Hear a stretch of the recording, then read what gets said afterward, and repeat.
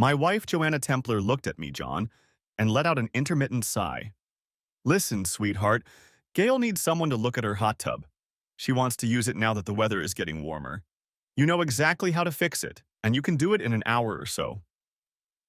I cast my wife, with whom I'd been with for 24 years, an assessing look. We'd gotten married while we were still in college. She to get her teaching degree, and I to get my mechanical engineering degree. We had our first child while in graduate school. Jason is now 21 years old and working toward a degree in mechanical engineering. Joanna, after working as a teacher for several years, decided to make a bit of a career change. She decided to go into administration and earned a master's degree in public education. She continued to study for several years and now has earned her doctorate and has become a local superintendent of schools. I have a master's degree in engineering, and I have my own company where my people design and build everything from bridges to mechanical devices. The whole world seems to turn to my company for oversight and critical analysis of any new mechanical device. That may be high-minded, but my reputation is so high that companies hold their breath waiting for me to approve a new patent. Our second son, James, is now 18 years old and will soon be heading off to college. He hasn't decided on a major yet, but I'm sure he will choose a career in teaching, as he enjoys guiding and mentoring others. You'd think Joanna and I would have settled down by now. We both have great careers, our boys are honor students, and we both have our health. Joanna is a runner and regularly participates in 5K and 10K races. I do CrossFit and compete against athletes half my age. I've also done MMA and know how to fight if I need to. But over the past year, living with Joanna has become increasingly difficult. I've been thinking hard about it, and maybe whatever it is, it started before that. We had moved to this gated community 5 years ago. The community was small and close-knit. Our neighbors immediately began to get to know us, and we were invited to numerous community events. I always considered myself a blue-collar person, even though I wore business suits on a daily basis. I would throw off my jacket and tie as soon as I got to work. Joanna always wanted to be part of the upper class, and in this community we are considered upper class, but working hard for new money, not old blue blood money. I made a couple of acquaintances to drink beer and watch football. However, none of our neighbors are into NASCAR, so I have to watch the races alone. I don't really follow the drivers themselves. More often, I watch the individual cars as I get to see the various parts during their development. I am proud when a car that my company had a hand in creating comes to the finish line, even if not first. These races are hard on the cars and the drivers. And even over the past 2 years, our neighbors and friends have learned that I am more than just an engineer. I enjoy messing around with devices, learning about them and repairing them. It's what I've always done. Perhaps that's what made me pursue an engineering degree.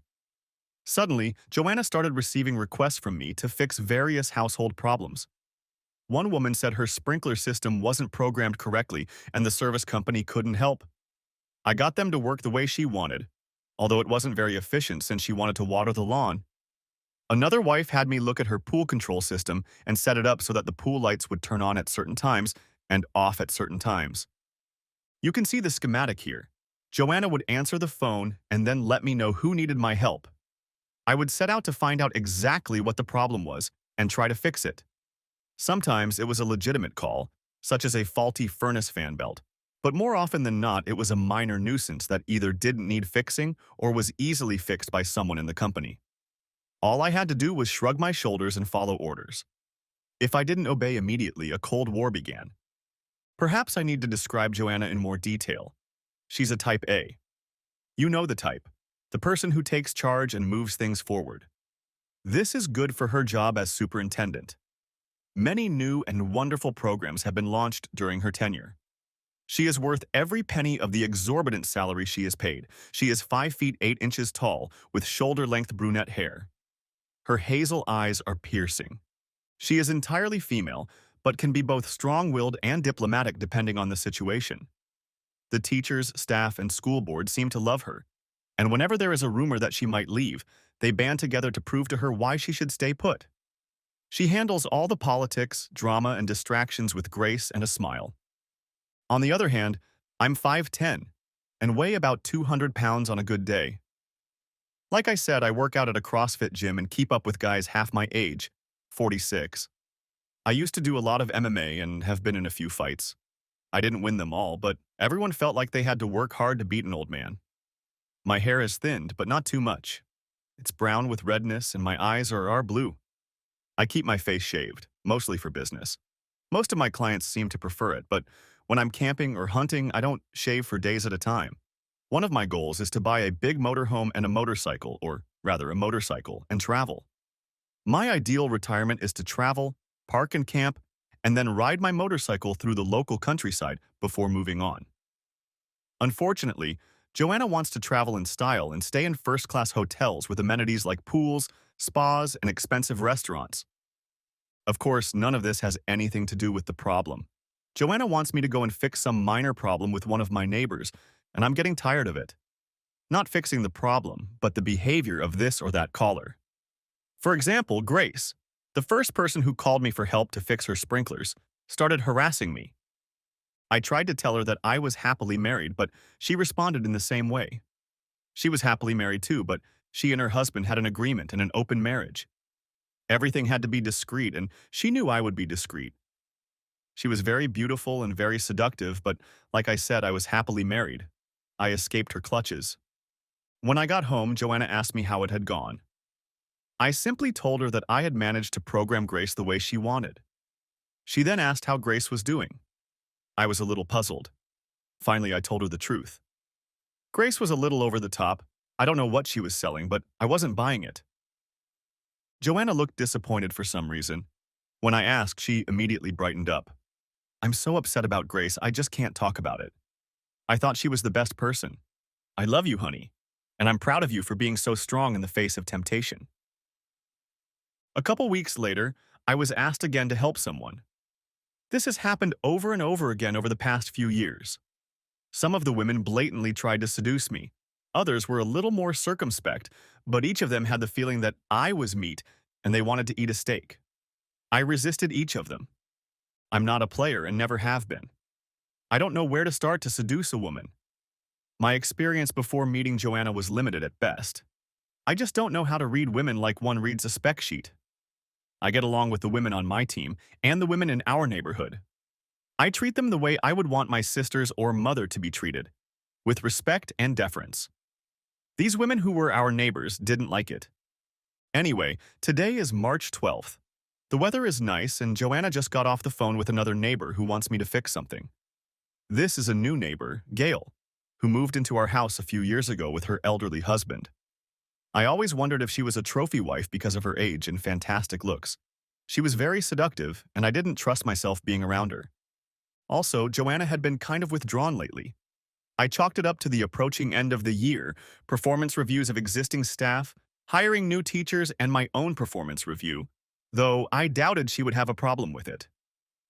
As I thought about it, she became a little aloof after each of my attempts to help the neighbors solve their problems.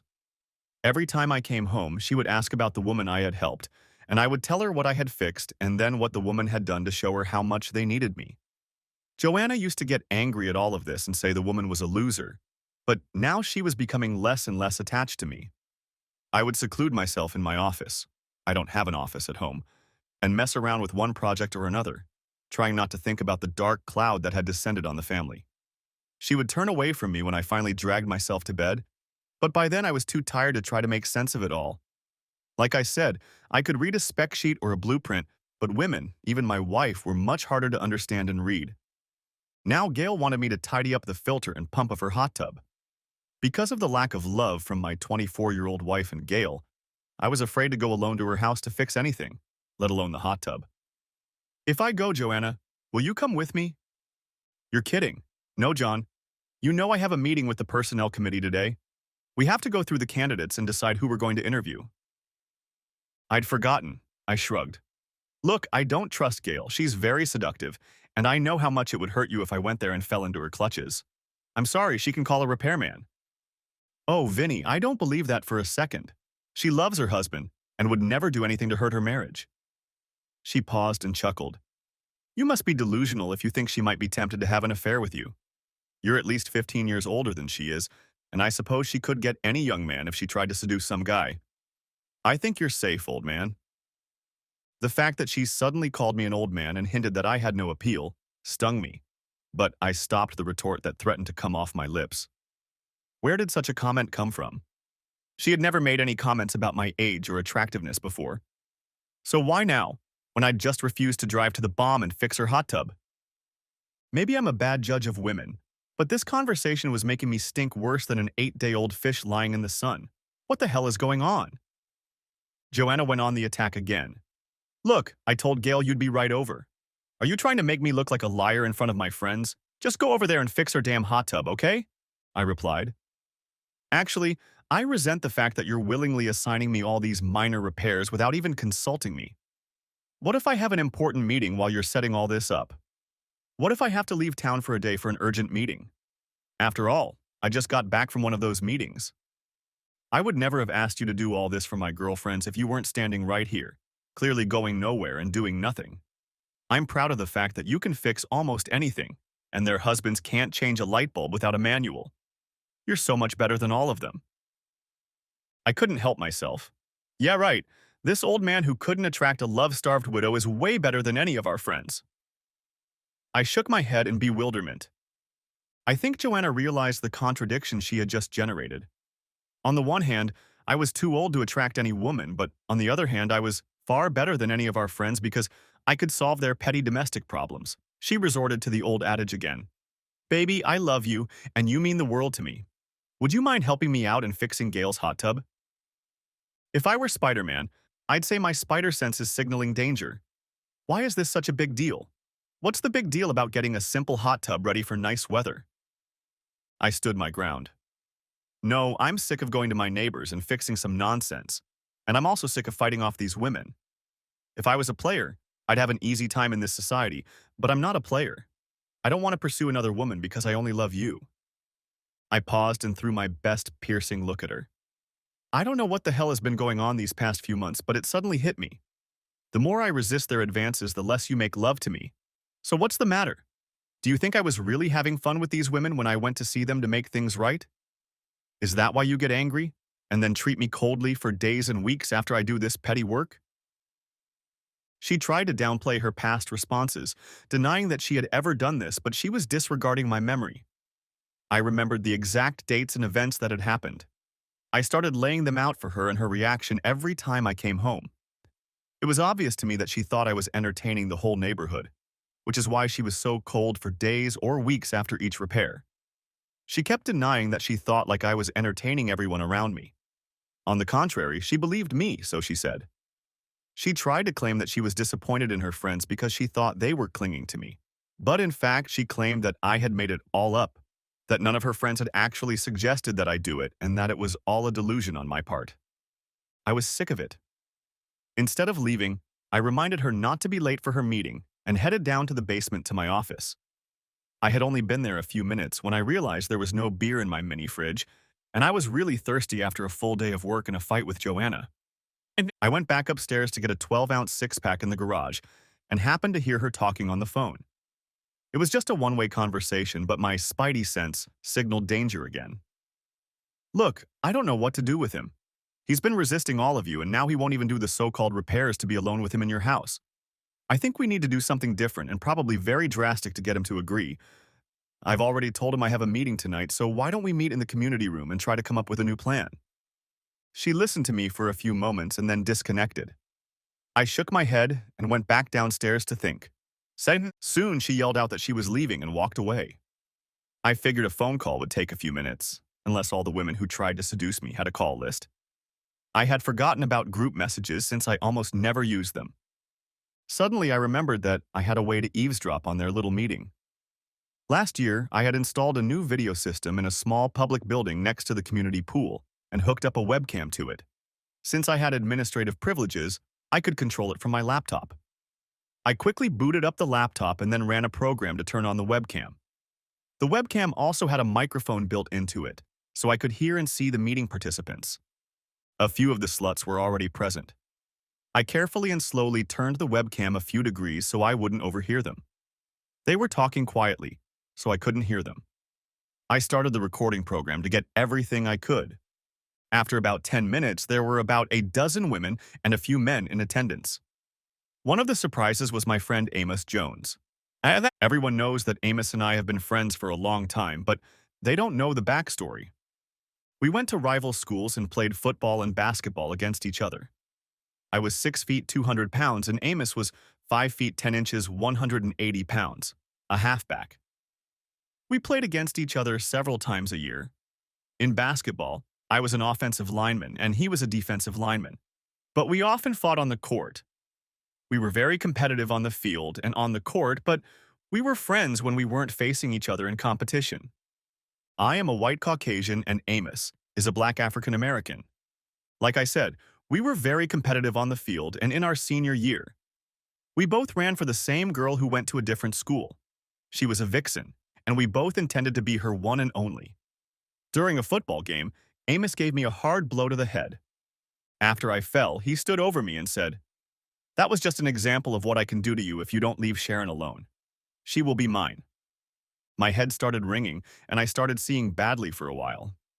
Don't forget, this happened before all this talk and enlightenment about concussions, or I would have just been thrown out of the game. I tried to distract myself, and after a few more games my vision cleared up. But my thoughts were focused on one thing only: getting revenge for the cheap shot. I soon had the opportunity to do so. The play called for me to block the edge defender and then move to the center of the field, about 5 yards from the line of scrimmage. I was a safety valve in case the play went wrong and the quarterback couldn't throw the ball into the far corner. As it happened, he ended up throwing the ball to me. He threw the ball a little higher, and Amos was right next to me as I tried to catch the ball. I grabbed the ball, pushed off on the drop, and caught it behind my right knee. I went another 5 or 6 yards before I was tackled and carried off the field. I didn't have to go up to him and say anything. He knew it was done intentionally. He missed the next few games but was able to return in a heavy bandage on his knee. It also ruined his basketball season. He couldn't jump like he used to and turn around like he did before the injury. However, we made up. Amos went to college and played professional basketball for several years until his knee couldn't take it anymore. He is now the successful owner of several car dealerships. When we met at a community event, our friendship was renewed. We watched football together whenever we could and ridiculed other men who were too good for football or never wore pads, even as small children. It seemed to me that we were very friendly. Now back to the meeting. Joanna finally showed up and became sort of the leader of the meeting. It soon became clear why. I want you all to know that I am disappointed in you for not being able to get my husband to entertain you. As horny as he was, I assumed that at least one of you would get him into bed or at least into a compromising situation. We had planned for each of you to bring your own perspective and approach to things, but you all failed miserably. I even made him think I was mad at him after each of your attempts and finally stopped entertaining the last few months. But you all failed. I was stunned. I had thought she believed that I had entertained some or all of these women, and that's why she was so aloof after each repair. But now I realized she was angry that I had resisted. What the hell? The thing is, I was so stunned that I had to rewatch the tape over and over again before I fully realized what was going on. Something I had to assume, but the plans they proposed to involve me in their machinations left no doubt once I was able to clearly assess everything. When the men suggested that John join them, I knew he would refuse. The fact that he didn't even bother to discuss it with me left no doubt about his feelings. What he didn't expect was that you women would turn to me at the same time. Although I didn't explicitly tell him no, I thought about it. My children were almost grown, and I was set on a career path. John was running his own company, and you all are pillars of society and very reserved. I thought a little play with each other would be nice, but I didn't know how to get John to agree. When we came up with the idea of him doing odd jobs for each of you, I was sure he wouldn't be able to resist at least one of you. You're all very attractive in your own way, and any man would like you. But he could resist all of you. And so tonight he finally said an emphatic no to going to Gail's and working in her hot tub. She then gave out the following sentiment. In my confused mind, I assumed she wanted to have fun but wouldn't do it unless I joined in. What a fool I had been. I had no trouble telling John that I had so many meetings to attend, but I was getting tired of making excuses. I want my husband to join us. I know he could have a great time with you all. So what should we do now? The women then brainstormed ways to engage me. The men were mostly silent. I came to the conclusion that the women were in control of the whole group, and the men were happy to just walk along. Joanna looked at Amos for some sign, but he only shrugged. I wondered how he had gotten into this business, since he was a happy bachelor and had always spoken out against marriage and sedentarization. Amos stood up and walked over to Joanna. Look, baby, I know you love the big guy, but I've told you all along that he's stunting your development. Why don't you let him go and move in with me for good? No worries, no fuss, no hassle with me. I realized that Amos was no longer my friend. Apparently, he never got over the knee-slapping incident. I know he now wears a bandage every day just to walk. He must be in constant pain that he is hiding from me. Joanna shook her head. No, not yet. I love you both, but I love John more. Everyone else is just different, but not better. I want him to be a part of it. Some of the ideas proposed required me to be robbed and threatened if I didn't agree. Fortunately, most of them were rejected. One couple just wanted to get me drunk at a public party so I'd wake up with one or more women in bed. Of course, I couldn't refute their claims. They figured it would be a fitting payback for all the women who had been distracted trying to attract me to the group over the past few years. I got the impression that all the men wanted was more access to Joanna. They didn't care if they had to share their woman with another man. Given that Amos was single, they now had parity. If they could only get me to agree to let Joanna play, they would be happy. No more meanness. I also got the impression that they thought they were better than me. My eyes narrowed at that thought. I guess I'll have to avoid parties in the future. Amos again offered to address me directly. He hinted that our long-time friendship might make me change my mind. I shook my head at his remark. I would have to think about how to answer him. My wife ended the meeting with the announcement that she had seduced 3 female teachers and they were looking forward to becoming members of the exchange club. Even the women applauded. I, on the other hand, was left with the question, who was this woman I married? I had never guessed her bisexuality. Was it the power she held in society? Did it distort her value system? I ended the webcam session after they all left the building. I made sure the recording was intact and sent it to the cloud for storage. I had a couple more beers before falling asleep in one of the basement bedrooms we kept on standby in case relatives or other visitors arrived. Chapter 2. Distraction. Before I went to bed, I pulled several empty beer bottles and the ones I had emptied that night out of the trash can and set them on the nightstand next to the bed. I put one on its side and splashed some beer on the mat. There was a strong odor coming from the drop of beer. I wanted to make Joanna assume I'd had too much to drink so she'd leave me alone for the night. It must have worked. When I woke up the next morning, there was no sign that Joanna had bothered to check on me, other than the overturned bottle that now stood upright among the other empty bottles. I smiled to myself. I hadn't had to deal with her last night when she finally came home. I had imagined various scenarios, including her having fun with Amos before coming home after the staff meeting. Now I was wondering how many different meetings, games, etc. she actually attended. How often did she tell me about a mandatory meeting that was really a smokescreen to go and entertain some of the neighbors? God, I could have gone crazy with all these thoughts swirling around in my head. I went upstairs, showered and shaved. I also went to the kitchen, threw a painkiller pill on the counter and left a glass of water there so she'd think I was worse. By then she was gone. Her day always started early, or did it? If I didn't pull myself together, I was going to go crazy again. I'd always relied on my analytical mind to keep me in control, and I needed it now more than ever. I called the office to take a sick day. I was actually able to take a few days of vacation since I had some very good people working for me. Sometimes I only felt needed when we had to hold the hand, figuratively speaking, of anxious clients. My presence somehow calmed things down and helped everyone think about the real problem rather than what might happen. I had a vague plan and needed some questions answered to figure out where to go next. First, I called my law firm.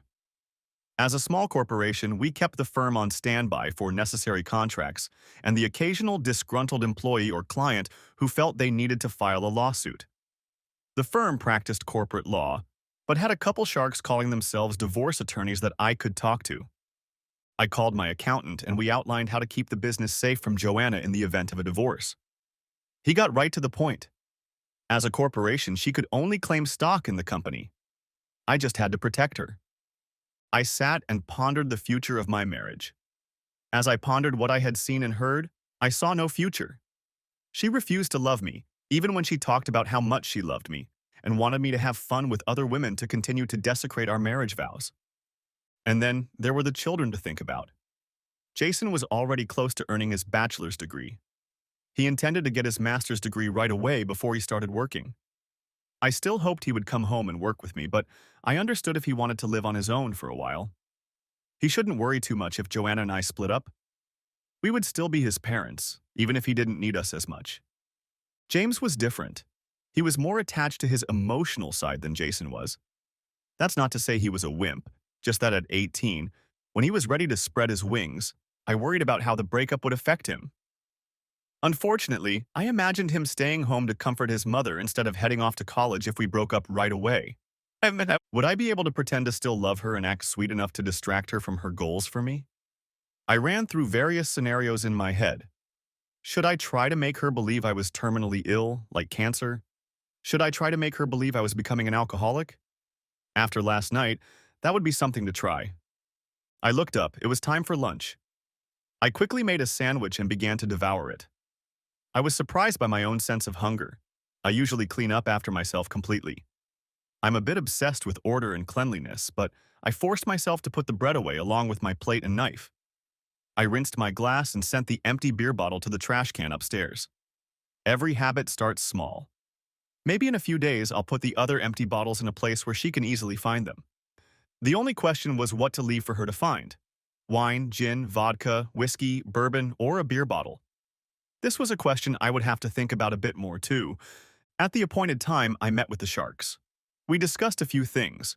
When I told them why I was testing my abilities, one of the Sharks snorted derisively. He was clearly a player, so I asked him to leave. Since he worked at the firm, I knew he couldn't represent Joanna, so I wasn't worried about him.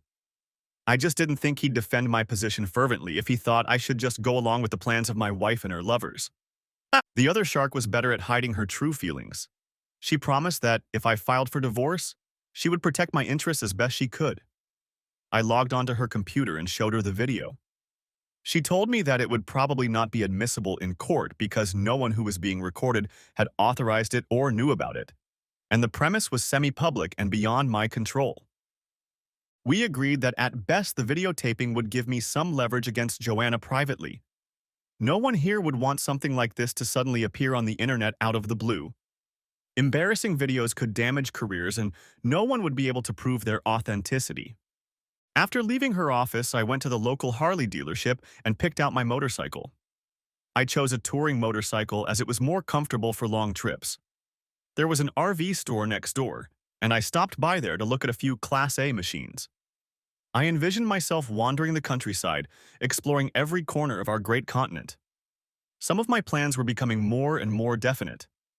I stopped at a local pub and had a couple of mugs of dark ale before heading home. Once home, I spilled some beer on my jacket and stumbled into the house. Although I wasn't drunk by any means, I knew how drunks acted and tried my best to play the perfect drunk in front of Joanna. She was home and already starting to get annoyed, as it was about an hour after my usual arrival. She always demanded punctuality, and I usually did too, but that was about to change now. "Where have you been?" "I called the office and they said you took sick leave. I called you on the phone, but I got an answering machine." She then took a quick sniff and stated, "You're drunk. What the hell is going on? You never drink more than 1 or 2 beers at a time." I stopped, stepped back a little, and stretched out to my full 6-foot height.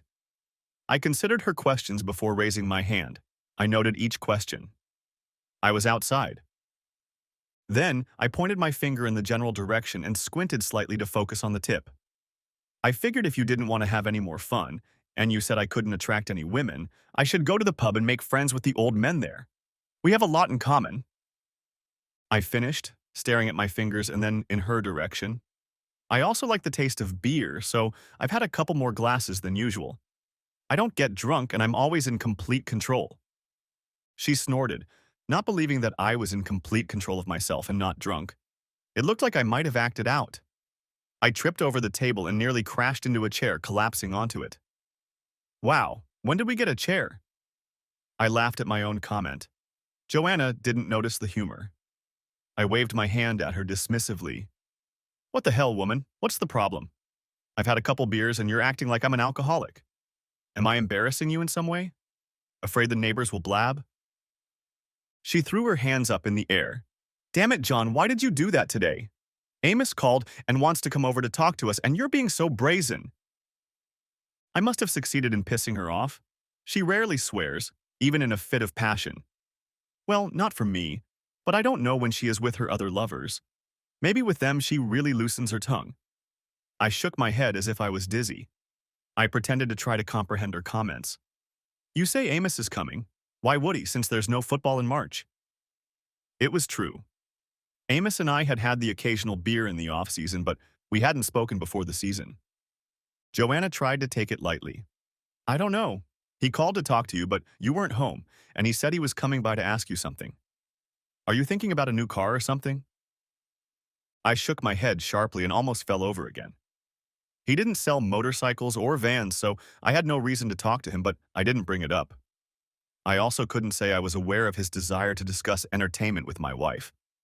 I got up from the table, walked over to the refrigerator, pulled out another beer and opened it with feigned difficulty. At the same time, Joanna asked me if I thought another beer was a good idea. I nodded. I tried to keep my voice as slurred as possible and a little louder than necessary. Yeah, I guess I think a beer is a good idea. In fact, I think a couple beers is a great idea. I've been holding myself back for too long. My business is failing and my wife doesn't want to see me anymore. My best friend probably wants to entertain my wife and add her to his harem that he's always bragging about. I fell silent and lowered my head. I thought about my life changing, and not the way I wanted it to, and let a few tears run down my face as I listened to my wife. What the hell, John? What's going on? What do you mean your business is failing? She left the rest for later. How can she say she loves me when we haven't had conjugal relations in weeks? The accountant and I were discussing the idea of a failing business. Sure, it was thriving, but she knew nothing about my business. Moreover, she once introduced me as a mechanic rather than a mechanical engineer. With my penchant for fixing broken things, I suppose that's how she pictured me. An ordinary mechanic who makes a very good living. Since she never looked at our tax form except to sign it every year, she had no idea how much I made. The accountant decided that this oversight of hers might work in our favor. I shrugged. Where did you hear that? Who said anything about the company? Being drunk, I probably didn't remember letting the cat out of the bag. She tried to tell me how she knew. You just told me when you ranted about being drunk. You said the business was failing. I shook my head again. God, it was so hard not to smile at her now. No, no one knows. Not even the managers. How could you possibly know? Don't hate me for being a loser. I finally stumbled my way to my room, collapsed into my favorite chair, and pretended to faint. Joanna came in and tried to revive me for several minutes, but I continued to feign unconsciousness even as she rubbed my chest vigorously. An experienced paramedic once told me that this kind of stimulation is most often used to bring a person to consciousness, but a patient who knows this technique does not respond to pain. He always used other unpleasant ways to induce a pain response and told me a few of them. The doorbell rang and Joanna had to give up trying to bring me to consciousness for a few minutes while she went around and let Amos in. She spent a few more minutes informing him of my intoxicated state and lack of response. After a few more minutes, during which I figured he was trying to get a kiss, hug, or other favor from her, he gave up and entered the den. I closed my eyes, feeling him looming over me. Things could have gotten serious. Amos could hurt me and probably did. Now that I knew he didn't love me, I could get seriously hurt. With my eyes closed, I wouldn't even realize where the blow came from. He touched my shoulder and called my name. I didn't answer. He touched harder and called my name again. He lightly slapped my face and called my name again. I moaned weakly but didn't open my eyes. He slapped me again a little harder. A few more slaps like that would leave a very red mark on one side of my face. I groaned again and twisted out of his arms. I felt his satisfied smile. John, you stupid asshole. Every time I entertain her, I think about what an ignorant, stupid bastard you are. He hit me harder. The sound echoed around the room. I don't know where Joanna was, but she didn't say a word to stop him. I figured he had asked her to stay in the room while he woke me up. The time had come. I opened my eyes slightly to make sure of his exact location. I started waving my arms around as if to ward off the pain he was causing me. When he tried to dodge them, I struck out with my foot and caught his sore knee again. Despite the fact that he always wore a bandage, I kicked him in the kneecap. Out of surprise, he shrieked and fell to the floor. I leaned forward and whispered in his ear, "If I ever see you again, asshole, I will destroy you for entertaining my wife and pretending to be my friend. At the very least, I'll make sure you can never walk again." I don't know if something penetrated his pain-filled brain, but I was relieved. I rose to my feet and, remembering to pretend to be drunk, left the room. As I was leaving, Joanna entered the room, no doubt to find out why Amos was suddenly screaming in pain. We met in the doorway. I stumbled, as if on purpose, and pushed her toward the door. Muttering something about nausea, I left her attempts to regain her balance and headed for the nearest bathroom. At the door, I stopped and looked around. Joanna was nowhere to be seen. She was probably sympathizing with her lover and trying to ease his pain. I got up, pulled out of the garage, and drove away before she could react. A few blocks from the gate, a black and white car stopped me. I wasn't driving too fast, and I had a suspicion that my loving wife had called 911 to report a drunk driver creating a disturbance. I pulled over. As the officer approached the car, I noticed his partner approaching from the other side. I guess now I was the bad guy. I rolled down the window to give the officer a chance to talk to me. He asked me to step outside. I admitted that I had had a few beers earlier. I passed a field sobriety test and even a breathalyzer. We talked for a while until the tension subsided. I tried very hard to be pleasant and frank with them. I even told them about my problems with Joanna. But I didn't say anything about the attack on Amos. That might have turned them against me. Obviously, she didn't call them to tell them about the assault. While we were talking, an ambulance whizzed by and headed into a gated neighborhood. Did Amos need an ambulance? Probably, but I'll never know. The cops let me go and told me to change my clothes since mine reeked of beer. I agreed with them. I got back in my car and waited around the corner until an ambulance pulled up, presumably headed for the hospital, but not with flashers and siren. Just after that, Joanna pulled up in her car.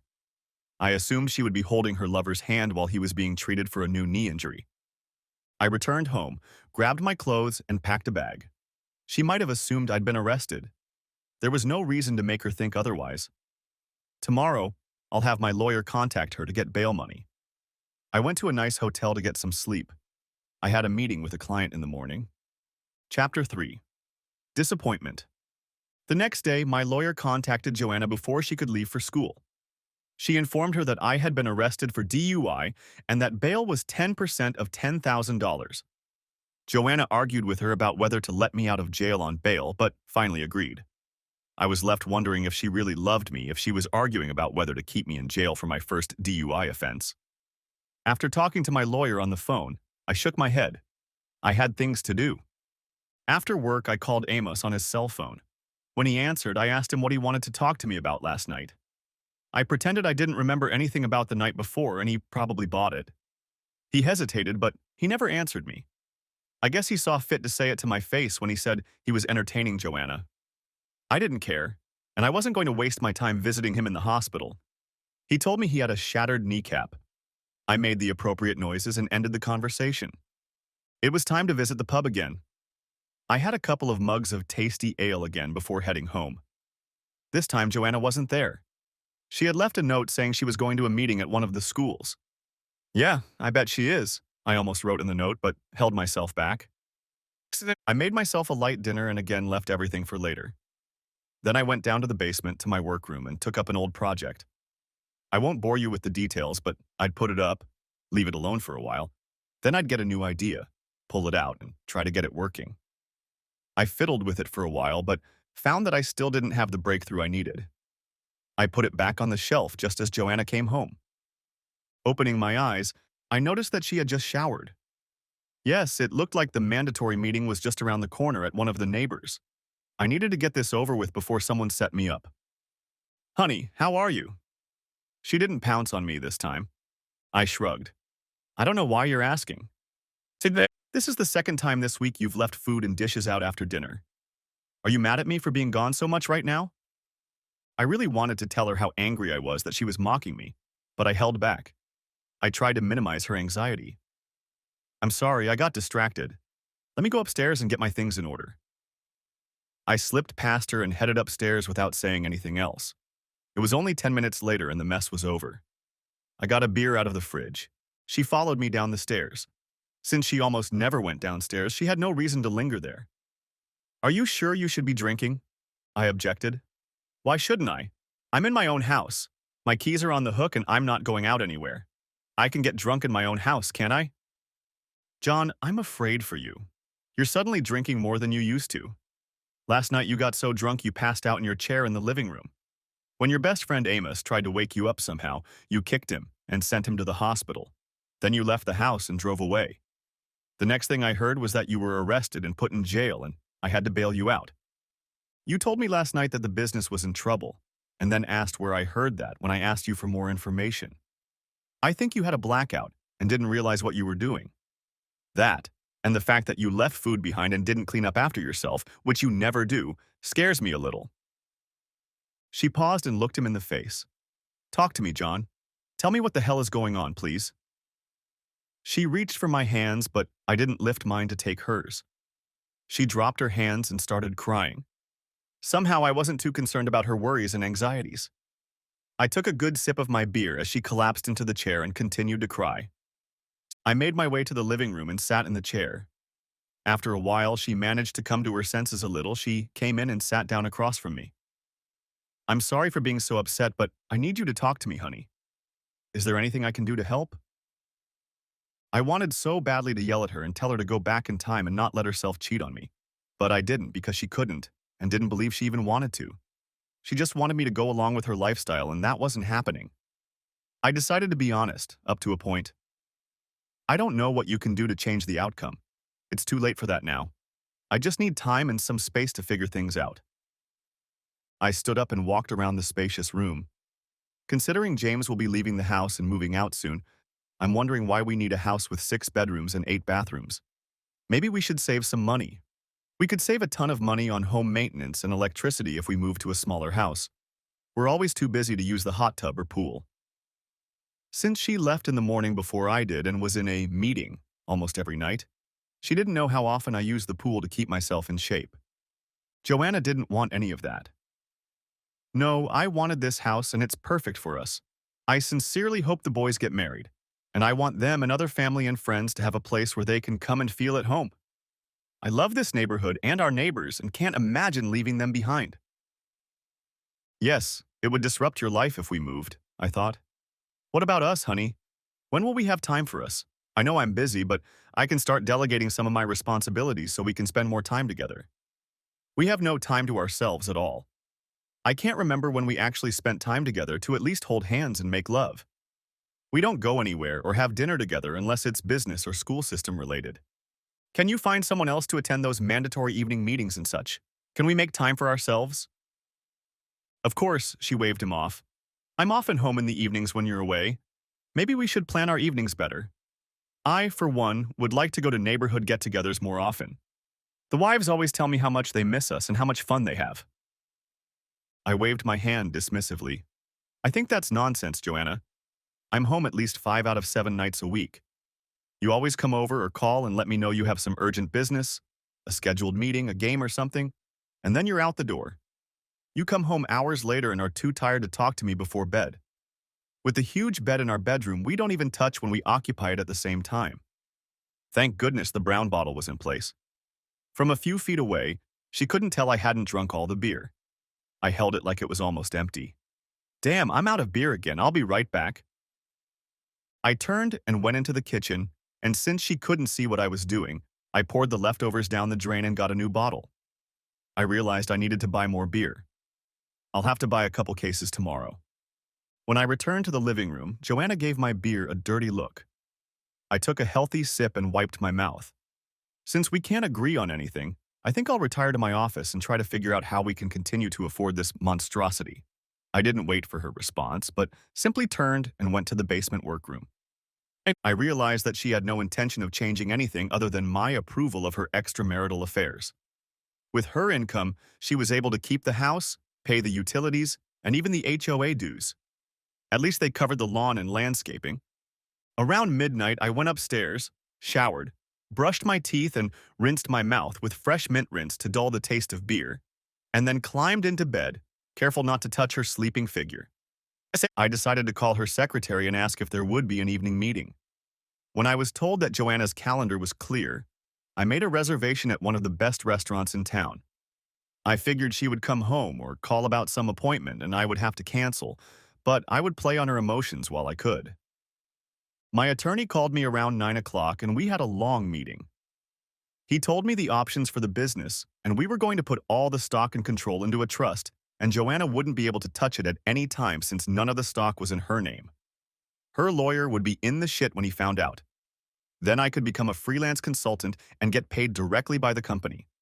Sure, the consultant's fee could be equal to my salary and profit from the corporation, but she wouldn't know that. Then I went back to the RV store and negotiated a good price on a great Class A car. I also bought an enclosed trailer and had it wrapped in the color of the van. The van had 3 folding sides and would make a great moving home for me. I had satellite phone service to keep me up to date. Most campgrounds had internet access, so I could keep in touch with the office. My cell phone was a national carrier and worked in most places I went. And I could work when it suited me. I could fly to a client if needed and then fly back to the RV. We did all the paperwork and I negotiated a price to leave the RV in the parking lot for a few days. I needed to get all my personal belongings out of the house and try to do it in such a way that Joanna wouldn't alert me before I was ready. I really thought I should get back at the neighbors, especially those who advocated extreme measures to hold me accountable and humiliate me at the same time. But going to law enforcement about a conspiracy to harm me would do no good, and several of the neighbors were judges and lawyers. I could embarrass them, but not do them much harm at the moment. I just needed to get away. I considered divorce, but decided I was in no hurry to change my wayward wife, so why not just leave? A good private investigator would have been able to find me, but I didn't run or even try to hide. I just got out of here before something bad happened. I took home more beer, some vodka, and whiskey and made sure the seals were broken and some were missing so Joanna could see that I was drinking more. The whiskey tasted good as I took a couple of sips to get a whiff of my breath. I waited until 6 o'clock before calling Joanna's cell phone. She answered on the 4th ring, just before it went to voicemail. She was brief with me. "What do you need? I'm busy right now." "Really, dear? How can you be busy? I called your secretary tonight, made sure you had a free night, made reservations at the Tuscan Inn for dinner, but you didn't come home or call. What the hell is going on?" She couldn't answer anything intelligible. I figured she was well entertained by one of the neighbors and hung up. I'd have to speed up my plans. I couldn't hold out much longer. If I thought about it too long, I might pull out a gun and shoot someone, and that someone might be the one who had once been the love of my life. I went downstairs and started gathering my tools. She wouldn't notice their absence. I carried the boxes to the car and put them in the trunk. It would take a few trips. I ordered cabinets and workbenches for the trailer so the tools would always be on hand when I traveled. I packed the few tools in the garage that I took with me.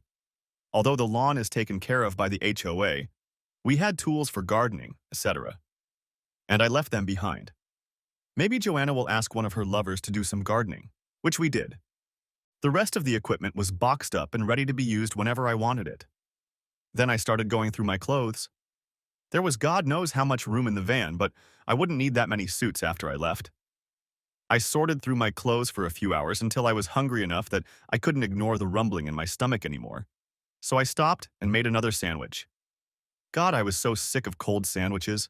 Now I was furious, so I left all the ingredients on the counter. To hell with everything. What the hell? It wasn't even late afternoon yet. I grabbed a few more boxes, gassed up the car, and headed to the office. We had a large warehouse, and my tools and other equipment could be stored there for days. It took a few trips, but all my belongings and clothes were safely stowed. I could leave the house at any time if I felt it was necessary. I even opened the gun safe and got several pistols out of there, as well as a shotgun and a couple rifles. Joanna didn't know the combination, so she would have to call a locksmith to open the safe and retrieve all the other weapons I was leaving behind. She hated guns, so having them in the house without my presence might have bothered her, though perhaps not since she didn't seem to want to spend any time there. When I got home from my last trip to the office, Joanna was home. I just walked in and poured myself a couple fingers of whiskey while she tried to talk to me. For some reason, all I could hear at this point was the adult from the Charlie Brown cartoon. Wah, wah, wah, wah, wah, wah, wah, and so on. For a few minutes, I stood with my back to her, savoring the taste of smooth bourbon. When I turned around, her face was red and she seemed upset about something. Did you say something, honey? I struggled to keep my speech a little slurred as I said it. Yes, John, I did say something. I've been trying all evening to find out where you've been. I got home right after you called, but you weren't here. I thought we could go out some more, but you weren't here. I nearly burst out laughing at her audacity. She really wanted me to believe that she was in a hurry to get home and that I wasn't home. Until I told her exactly what I was doing, I couldn't call her bluff. So I lied to cover up her lie. You were so upset when I called you, I decided to go out and get something to eat after I made a cold sandwich and canceled my order. I wanted warm food and company, and you weren't here and I don't cook, so I had to go out. I let myself move a little and stood as tall as I could. Her eyes narrowed again. How much have you had to drink tonight? Apparently not much, since I do see where you're going with this. I had a couple drinks before I left, a couple drinks during the meal, and another when I got home. In 3 or 4 hours, that's not much. Surprisingly, she didn't believe me. Bullshit, you have slurred speech and can't stand without almost falling over. How dare you drive drunk? You've already been caught once this week for drunk driving, and now you're flirting with danger again. I decided to make a little joke. Flirting with what? You forgot I'm an old man and can't attract anyone, so why am I flirting and who am I flirting with? She started to blush even more. I continued. Who was I flirting with? Was she pretty or was she a dog? Oh well, maybe I'll find a girl with a dog face to date me. All kitties are gray in the dark, you know. I started giggling at my own joke and Joanna went into the bedroom and slammed the door shut. Oops, looks like I'm going to have to lie down somewhere else. Gosh, and here I thought I was being quite witty. She just didn't have a sense of humor anymore. I went to one of the other bedrooms, the one farthest from the master bedroom. I took a shower, though I had no soap, and wiped myself down with a guest towel. Joanna would be furious, but what else was new? I'd gotten a good night's sleep and was glad she was up and out in the morning. I took another shower in the master bath, this time with soap, and got ready for work. I made sure all the clothes I would be taking with me were rearranged and ready to go. What the hell, I thought. I might as well pack them in a couple suitcases. We had plenty of them.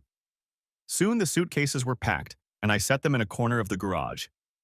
Joanna parked next to the inside door so she would have no reason to look where I had put the suitcases. I went to the bank and opened new savings and checking accounts and transferred half of our money into them. I found out that Joanna had set up a separate savings account into which her checks were deposited, and then a certain amount was transferred to our joint account each pay period. Since I didn't have access to that account, I had no idea what the balance was in it, but it looked like she was planning to leave me sometime in the future. Where was the woman I had married? I called and took my name off all the joint credit cards and put a couple new ones, in my name only. We usually only kept a small balance on each card and only used them for emergencies, so it wasn't hard to convince the company to honor my request. I then called and took my name off the utility bills in the house. I also made sure that the utilities for the company were in her name only. When we started the business, all utilities had to be in our name, because the company didn't have a credit history yet. I didn't know if they were ever changed, and I was glad they were. Joanna couldn't disrupt the flow of business. I then met with my senior staff. We established a new reporting hierarchy and set ground rules for contacting me in case of emergencies. Realistic that I would only be contacted if a client simply could not be dealt with in a timely manner. I would be the last person to try to save the day. I let them all know what was going on in my personal life. Just enough for them to realize that Joanna and I were separating and possibly going through a divorce. They didn't need to know all the details. They already understood everything. More than half of the staff had gone through serious breakups in their personal relationships. At the end of the meeting, I promised to throw a holiday party on Saturday. I felt we were getting close to that. I went back to my office and put away some very personal items, awards, prototypes, models, and the like. Soon they were boxed up and put away in the pantry to deal with later. At 11 o'clock, I was surprised by a phone call from Joanna. Since we hadn't officially broken up yet, I hadn't alerted the receptionist to check my calls. I decided to be polite. After all, I was supposed to be sober that day. Hello, Joanna. How are you doing this morning? She paused briefly before she spoke. I'm sorry, John, but I left without notifying you that we're invited to a wine tasting at Gail and Lester's house tonight. Will you be able to attend? My spidey sense suddenly fluttered again. Could this really be the night? Did they really mean to stupefy me? And more importantly, how could I escape their clutches? The wine at these parties was poured in advance and brought on trays. It was easy to slip something into one of the glasses and then be sure to pass it to me. She waited for a response. I'm looking at my schedule for the day, Joanna, and I don't see anything for tonight. What time do we need to be there? I'm going straight to Gail's after work, but I need you to pick up a few different wines so we have a variety to sample. Could you do that and be there around 7 o'clock? Sure, how about dinner? Or lunch, as your friends usually call it. One of the reasons I'll be there early is to help with the appetizers. There should be plenty of them, and enough variety to satisfy your appetite so you can fill up on whatever your soul desires. Damn, more ways to stupefy someone. I can dodge the wine, but how do I dodge the food? I made the appropriate noises and hung up. Now what? If I can't come up with a plausible reason to avoid tonight's meeting, it's going to look suspicious. I hadn't been invited to a neighborhood get-together in a while. If it weren't for the fact that I'm suspicious of all neighbors, especially my friend Amos, I might have fallen for this nonsense. Since the event was not in a public building, I could not peek at the preparations and try to determine how dangerous it was. I decided to participate and went to a large bottle store a few blocks from the gates of our community. I grabbed a dozen bottles of wine and then stopped for a moment at a nearby national chain drugstore. Tucking the surprise into my pants pocket, I removed my tie and undid the top button on my shirt. I needed to act casual. I parked the car in front of the house and headed over to Gail and Lester's with 2 large bags of wine. At their house, I went around to the back door and entered the kitchen, hoping to have time to talk a little before they realized I was there. I was in for a disappointment. The kitchen crew had obviously been hired specifically for this occasion and shouldn't have been privy to any shenanigans. I set the wine on the handy counter and quietly made my way to the front rooms. Joanna and Gail were having a quiet conversation that I couldn't overhear and quickly stopped when Gail spotted me. She waved me over, gave me a quick hug, and asked how I was feeling. I lied and said I felt fine, but my stomach was a little upset tonight. Joanna made a pertinent comment about taking care of myself, and soon we were discussing wine and cheese selections. They were also setting up a fondue pot and a variety of cheeses, meats, and vegetables. It all looked quite appetizing and innocent. Too bad I didn't trust anyone else. I figured they hadn't had time to serve wine or food yet, so I grabbed a plate and exclaimed that I was starving, haphazardly picking food off the plates on the table. Out of the corner of my eye, I noticed Joanna and Gail exchanging glances. Joanna was trying to talk me into waiting. Honey, can't you wait until the others get here? It seems a little rude when you start eating right away like that. Honey, I'm too hungry to wait. It was a lot of work today and I only had a couple crackers for lunch. I need to eat something or I won't be able to taste much wine before I get intoxicated. She backed off a little. I smiled to myself that I managed to get to the food before she was spiked. I hoped I'd get to the wine quickly too. It could wait. There was a coffee pot on the table and I poured myself a cup. It had to be safe since it was the only coffee pot on the table. After about 20 minutes, most of the regulars were in and the wine flowed in a river. There were a few new faces as well. I figured they must be the same teachers Joanna had promised to bring.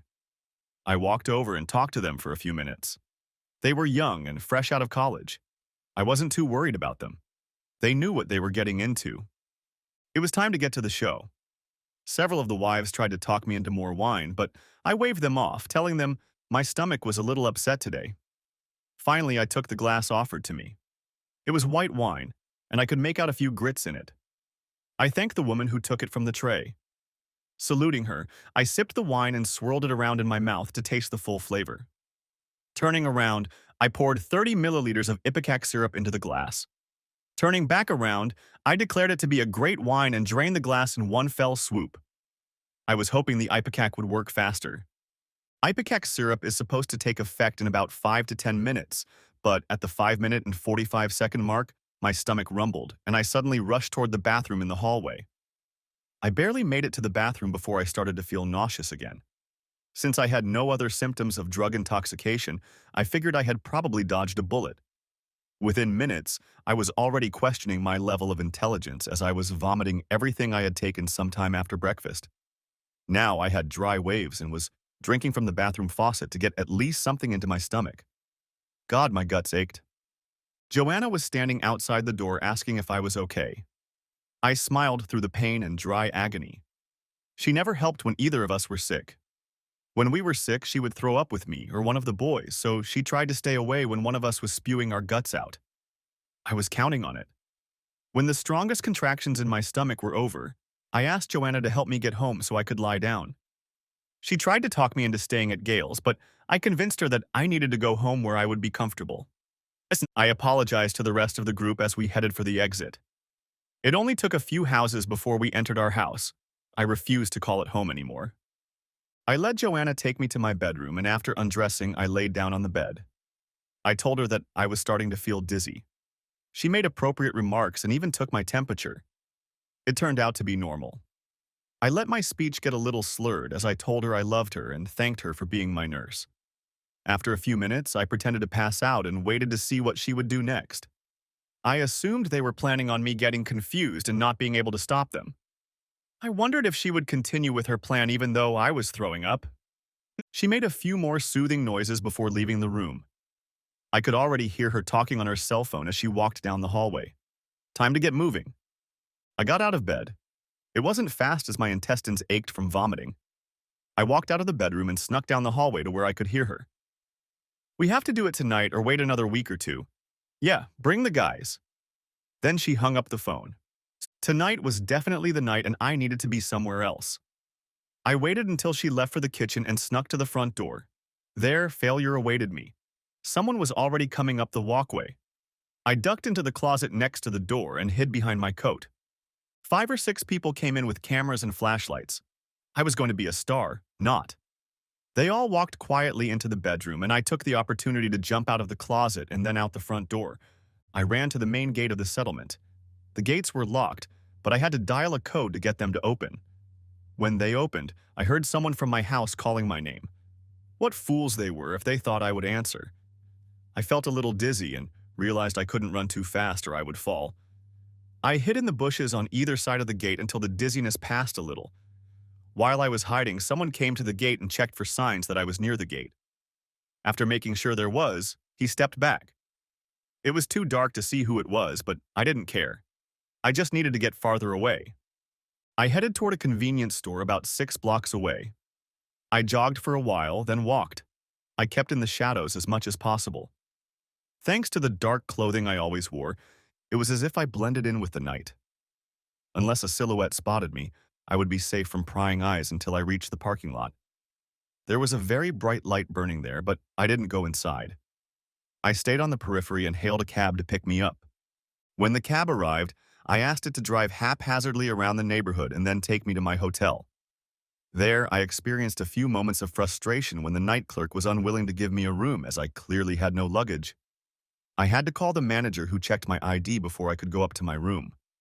I was sweating a bit. In the lobby, I was vulnerable. Joanna and friends could say some nonsense to the staff and shove me out the door while everyone tried to figure out what to do. But in the room, I could pick the lock and not worry about it. Locking the door to the room securely, I breathed a sigh of relief. I checked my cell phone. I had put it on silent mode when I got to Lester's house and hadn't checked it since.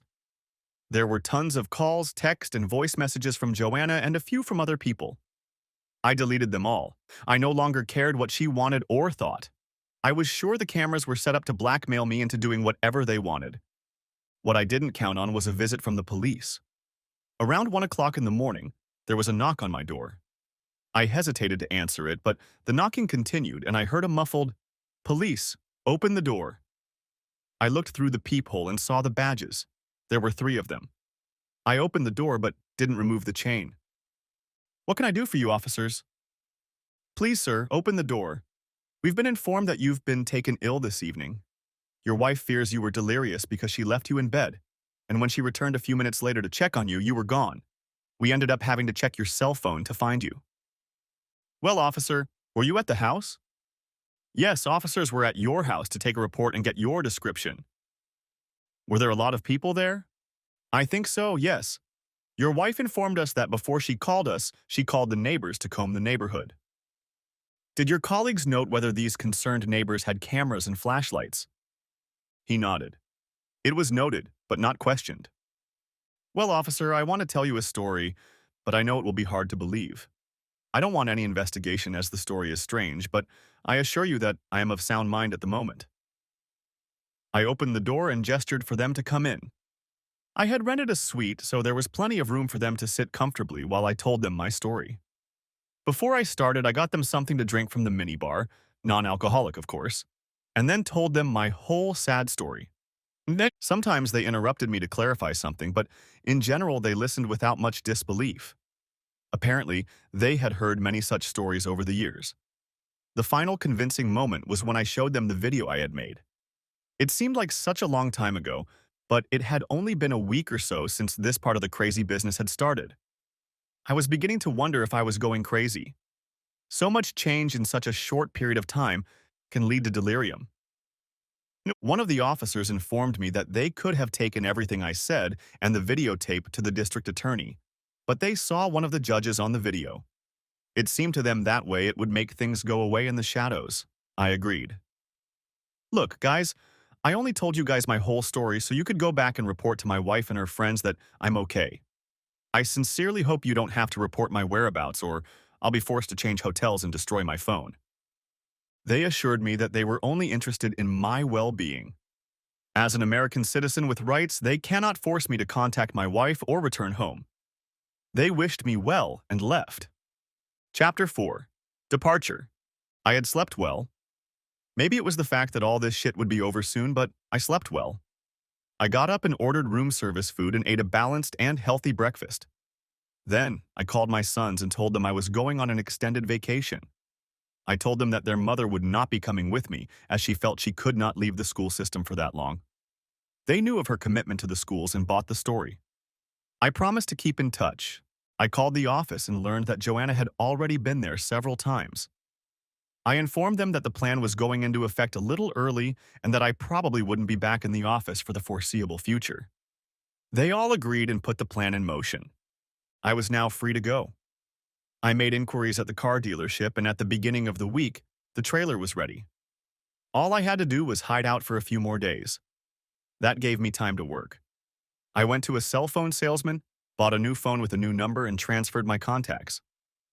The old phone stayed charged and ready to be a decoy if needed. I used it to contact the boys until it was time to throw it away. I spent the weekend without much trouble.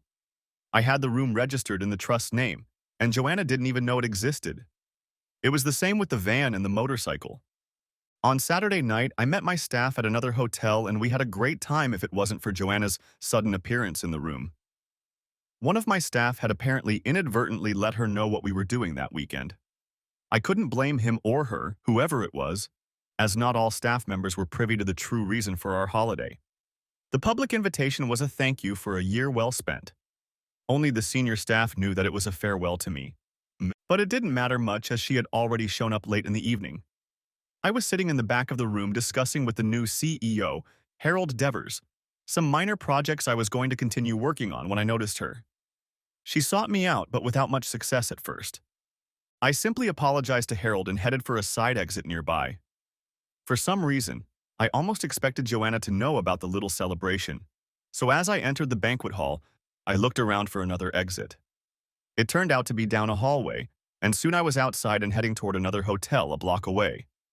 Once there, I quickly got a room for the night and then went and locked up again.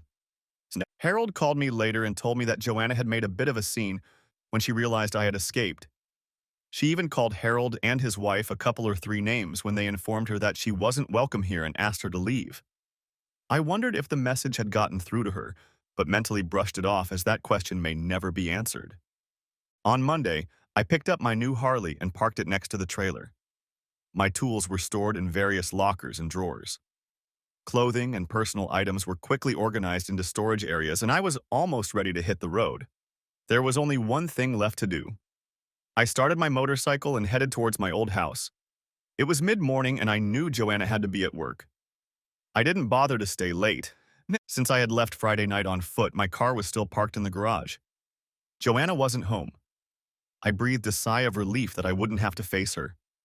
Yes, call me a coward, but somewhere in the back of my mind I still loved the woman I married. I just didn't like the woman I was now married to. I went to the kitchen, put the note on the table and attached my wedding ring to it. Along with it, I left the flash drive as well. I carefully considered, typed, edited, and finally printed the note. I hoped it explained everything I was feeling, and I hoped Joanna would take it to heart. Joanna, I hope you understand why I don't begin my address with the words dear or my beloved.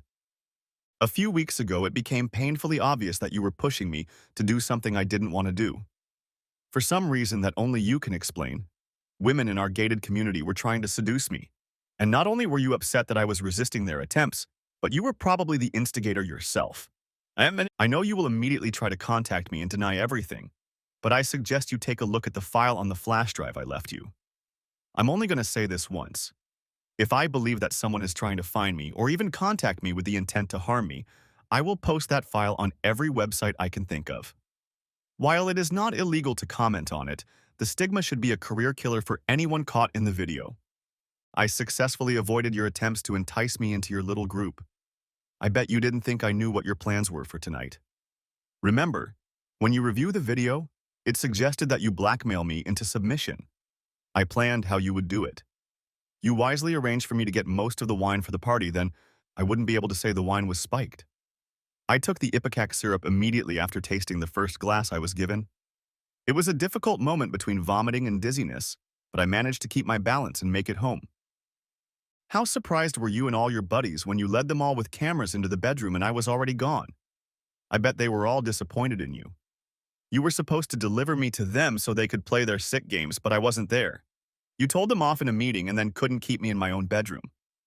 By the way, you are now responsible for all remaining mortgage payments, insurance, taxes, and utilities, and of course, HOA dues. Also, the business is not failing. On the contrary, it is growing and expanding beautifully. However, you can't get to any of the assets. The corporation has been put into a trust, as a politician does after being elected.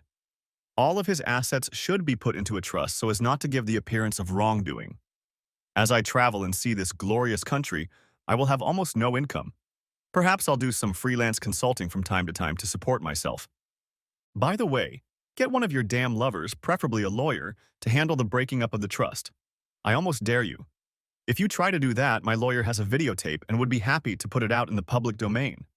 I'm sure some social media outlets would be happy to make you all look like conniving assholes. Perhaps even some of the yellow tabloids would like to have that information. You would look so good on the cover of the newspaper at the grocery store. I loved you and wish I could find the woman I married. I miss the loving woman you were, not the manipulative, cold-hearted, and calculating bitch you have become. Is it because of the power you have or the prestige in society that you think you can do whatever you want and that there will be no consequences? I informed Jason and James that I would be out of the area for a while and they would contact me as needed. I have also informed them that you are too busy with schoolwork to come with me. Anything else you want to tell them is up to you. I don't want a divorce at this time. It would cost too much, although I could demand alimony from you since on paper you make a lot more money than I do. The fact that I am worth more is irrelevant. If you want a divorce, you'll have to file and pay the costs. I'm not going to fight you. You can sue me in a year and then it won't matter if you find me. What I can say is this. I am mortally disappointed in what you are doing in the club and wanted to do to me and make me do. You obviously have no love left for me. I don't care if you deny it, but what you are doing is not the act of a loving and caring wife. You are now free to do whatever you want with whomever you want, including that asshole Amos. I won't stand in your way anymore. I don't know why I asked the questions in that note because I'm not going back to ask you to explain yourself again. My whatever is over, and I look forward to a time of healing away from you. By the time you read this letter, I will be several hours away from you. Choose your direction and you may be right. Also, don't try to find me on the phone again. What I don't forgive is the actual days. The phone is used by my sons, but it will be discarded as soon as I feel you're following me or even trying to follow me. I already have another phone and a new number. And finally, have a happy life. I intend to. I hope you'll forgive me for not signing off with love, John. The end. Thanks for watching. Hope you enjoyed it. Subscribe to my channel and watch for the next video.